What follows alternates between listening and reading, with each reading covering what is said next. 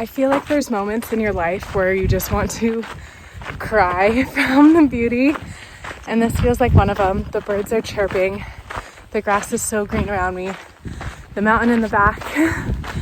I can't get over this. There's butterflies flying around all over.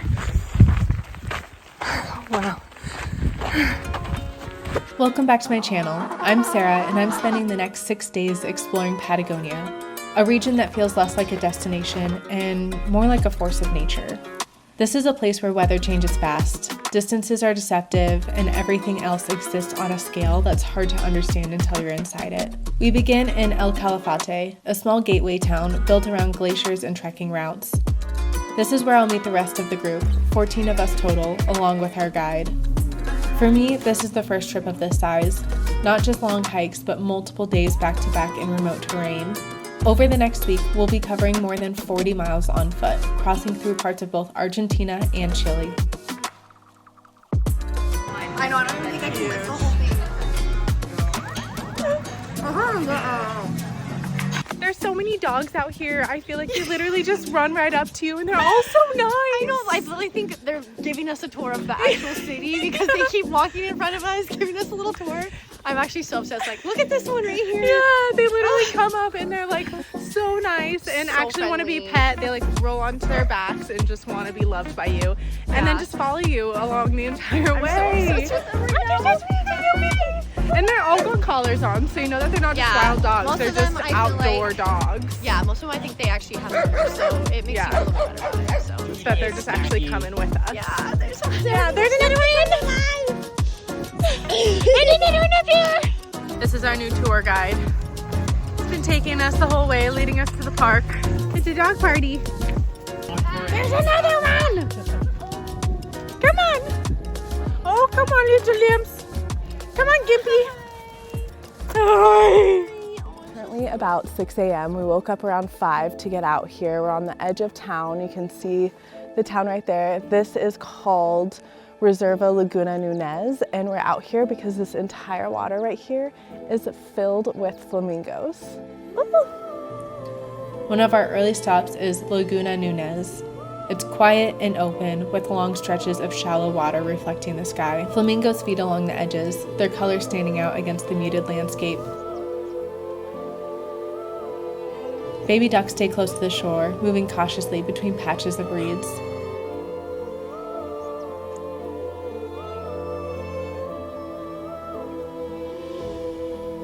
What stood out most here were the horses.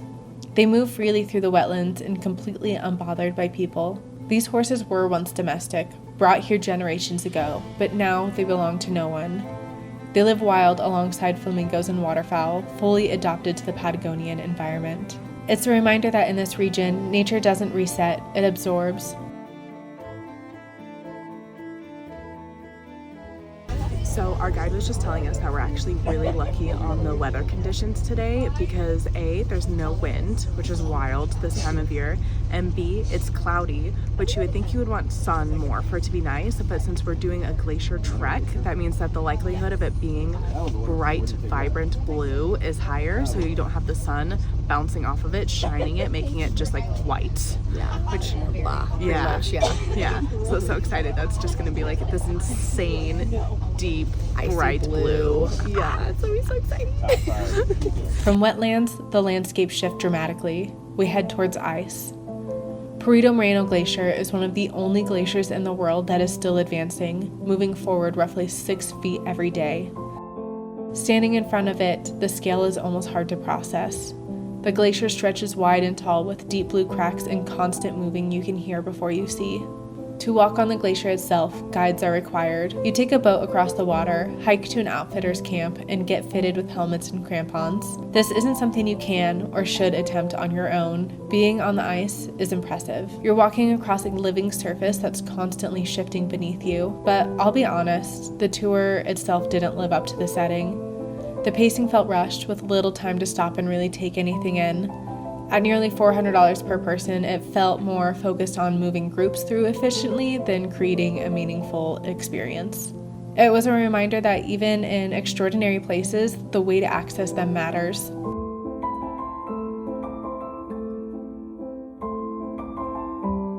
From glaciers, we move north till Chalten, a town that exists almost entirely of hikers. Everything here revolves around the trails. We stayed at Pudu Lodge, a small, simple base that puts us right where we need to be.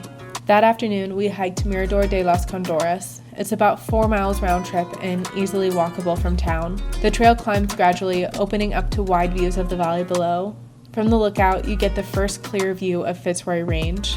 Sharp granite peaks cutting into the sky. This hike is more of an introduction than a challenge. It shows you the scale of what's coming. The next day is the main event, Fitz Roy. The full hike is roughly 16 miles round trip, and it surprises a lot of people. For most of the day, the trail is relatively flat and well-defined. It's long, but not technically difficult, and the scenery keeps changing. Rivers, forests, open plains. This is so beautiful. I know, this whole walk in general is I feel like I'm gonna say this and then it's gonna immediately change, but this hike has not been difficult at all. I think we're like maybe mile 3 or 4 in. Yeah. Yeah, so about halfway to the top.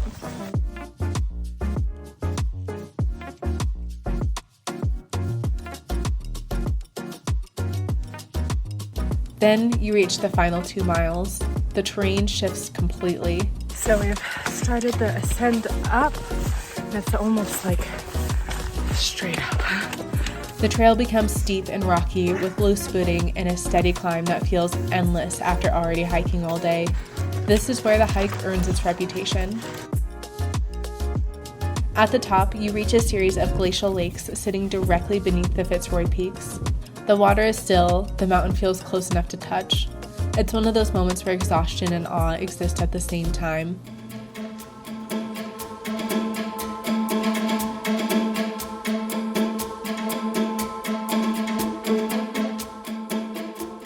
I'm either gonna get really sick or be completely fine here in Patagonia. On my 16-mile hike today, I ran out of water here as we were descending, so our guide told us to fill up our water from this specific spot from the river, and it's delicious water. It's so cold and so like clear tasting, but I don't have a filtration system, so we'll find out if I just absolutely screwed myself over or not. This is not something I ever do or would ever recommend to anyone. Woo! On the way back, you have options. You can return the way you came or take a different trail that offers new views the entire descent. And that's something Patagonia does really well. It never shows you the same landscape twice, even when you're standing in the same place.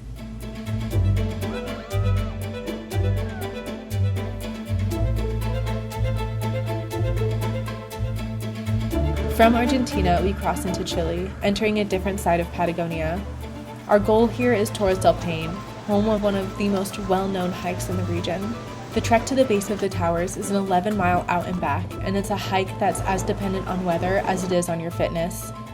On this day, the conditions aren't on our side. Heavy cloud cover moves quickly through the valley, cutting visibility in and out. The wind is strong, and the peaks reveal themselves only briefly before disappearing again.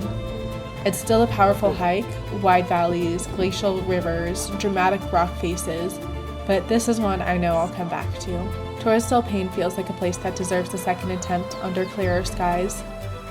On the final day of the trip, before leaving Chile, we make one last stop, Magdalena Island. Getting there requires a boat ride across open water, and it's rough. If you're prone to motion sickness, this is a moment where Dramamine isn't optional, but once you arrive, everything else fades. Magdalena Island is home to a massive colony of Magellanic penguins. They move freely across the island, nesting along the paths and slipping in and out of the water without much concern for the people passing through.